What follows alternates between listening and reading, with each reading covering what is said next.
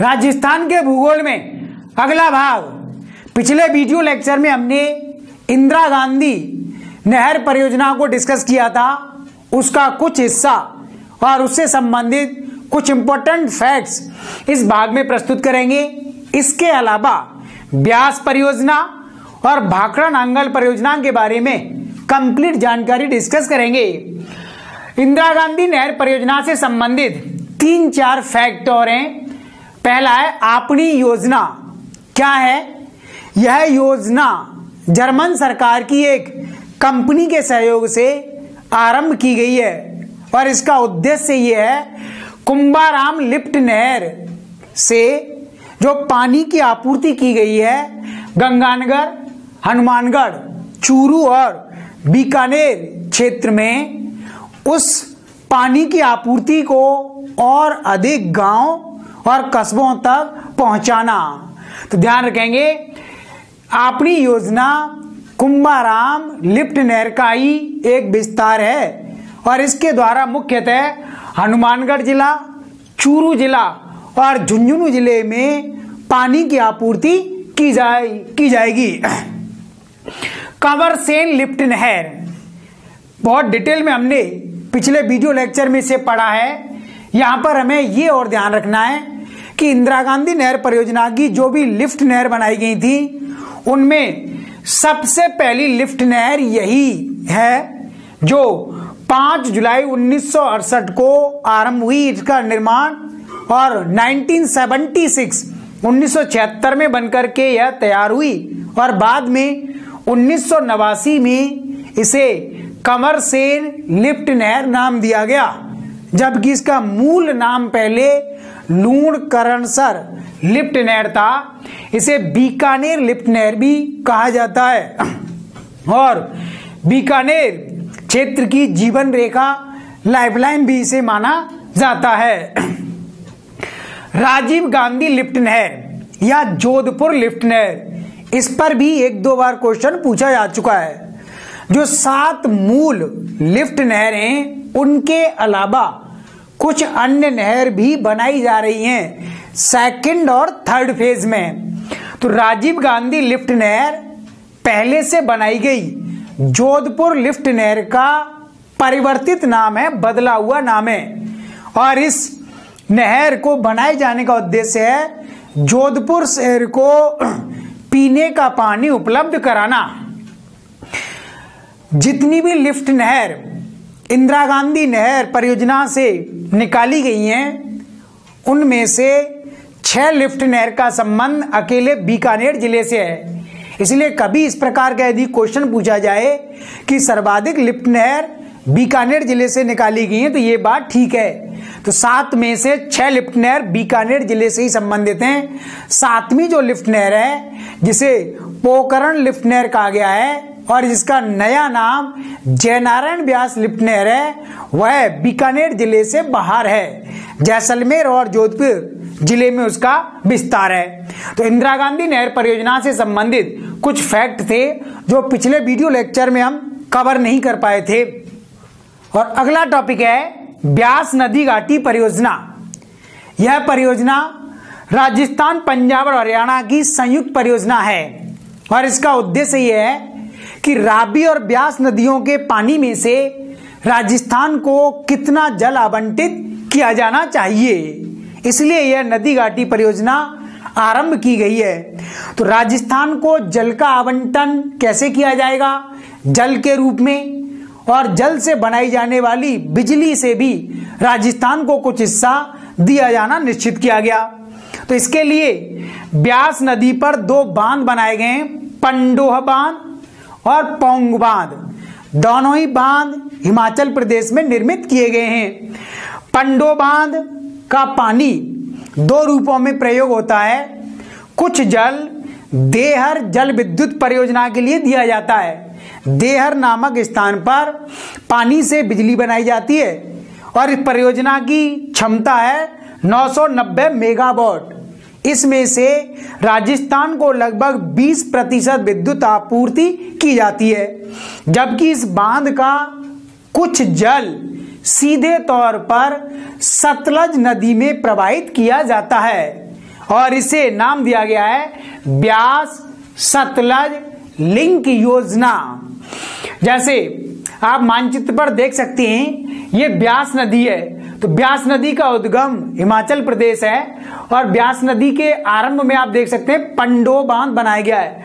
तो पंडो बांध का पानी देहर जल विद्युत परियोजना के लिए जा रहा है, जहां से बिजली बनाई जा रही है, और कुछ जल है सीधे तौर पर इस लिंक के माध्यम से यहां सतलज नदी में लाया जा रहा है, जिससे राजस्थान को ब्यास नदी का पानी प्राप्त हो जाएगा।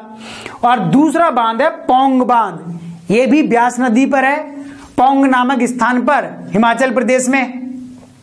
सबसे ज्यादा जल की आपूर्ति इसी बांध से राजस्थान को हो रही है और पौंग बांध पर भी एक जल विद्युत परियोजना स्थापित की गई है, जिससे राजस्थान को लगभग 59% बिजली प्रदान की जाती है।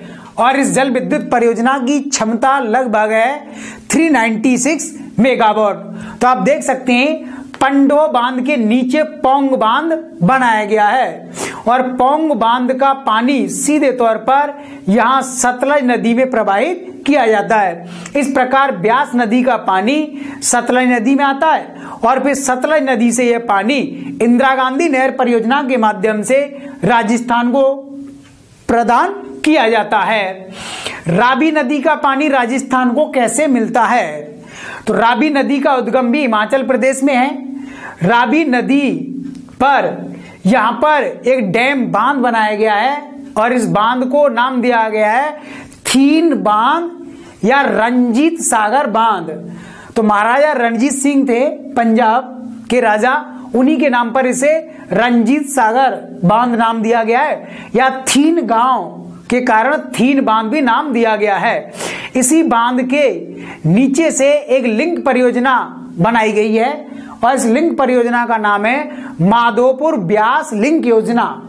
और इसी लिंक योजना के माध्यम से रावी नदी का कुछ पानी ब्यास नदी में आता है और फिर ब्यास नदी के माध्यम से सतलज नदी में आता है और फिर सतलज नदी से हरीके बैराज नामक पॉइंट पर इंदिरा गांधी नहर परियोजना आरंभ होती है और इंदिरा गांधी नहर परियोजना से यह पानी राजस्थान में प्रवाहित हो जाता है। इस प्रकार रावी और ब्यास नदियों का पानी राजस्थान को प्राप्त होता है। सिंधु नदी जल संधि का महत्व इस संदर्भ में क्या है? यह संधि या समझौता 1960 में भारत और पाकिस्तान के बीच में हुआ है और इस समझौते के द्वारा 6 नदियों के जल का बंटवारा किया गया। सिंधु नदी, झेलम और चिनाब, इन 3 नदियों को पश्चिमी नदियां कहा गया है और इनके जल का उपयोग करने का अधिकार पाकिस्तान को दिया गया है। भारत को अधिकार ना के बराबर है और 3 नदी पूर्वी क्षेत्र की मानी गई हैं, रावी, ब्यास और सतलज, और इन नदियों के जल के उपयोग का अधिकार भारत को प्रदान किया गया है। इसलिए रावी, ब्यास और सतलज नदियों में भारतीय राज्यों के बीच में जल का बंटवारा किया जा रहा है। इसी समझौते के तहत इराडी आयोग बनाया गया 1986 में और इसकी रिपोर्ट आई पहली 1987 में। तो इराडी नामक न्यायाधीश की अध्यक्षता में यह कमीशन बना था और इसी कमीशन के रिकमेंडेशन के आधार पर पंजाब, हरियाणा, राजस्थान राज्यों में रावी और ब्यास नदियों के जल का बंटवारा सुनिश्चित किया गया है। वर्तमान समय तक रावी और ब्यास नदी से राजस्थान को आरंभ में जल आवंटित किया गया था 11.1 MAF मतलब मिलियन एकड़ फुट, और बाद में अतिरिक्त जल भी राजस्थान को आवंटित किया गया है 8.6 MAF। इस प्रकार रावी और ब्यास नदी का पानी राजस्थान को ब्यास प्रोजेक्ट के माध्यम से प्राप्त हो रहा है। दूसरी महत्वाकांक्षी परियोजना है भाखड़ा नांगल परियोजना। यह भारत की सबसे बड़ी परियोजना भी मानी जाती है। यह भी पंजाब, राजस्थान और हरियाणा की संयुक्त परियोजना है। इस परियोजना का विचार सबसे पहले पंजाब के लेफ्टिनेंट गवर्नर लुइस डेने के माइंड में आया। तो पंजाब प्रांत था ब्रिटिश सरकार के अधीन और वहां पर लेफ्टिनेंट गवर्नर लगाया जाता था जो लुइस डेने थे उस समय, उन्होंने ही सर्वप्रथम इस प्रकार का एक विचार प्रस्तुत किया था ताकि सतलज नदी के पानी का उपयोग इन 3 राज्यों में किया जा सके। तो भाखड़ा नांगल परियोजना का उद्देश्य क्या है? सतलज नदी का पानी राजस्थान के लिए और अन्य राज्यों के लिए सिंचाई कार्यों हेतु और विद्युत निर्माण हेतु उपयोग कैसे किया जाए, इस संबंध में इस परियोजना का विकास किया जाना था।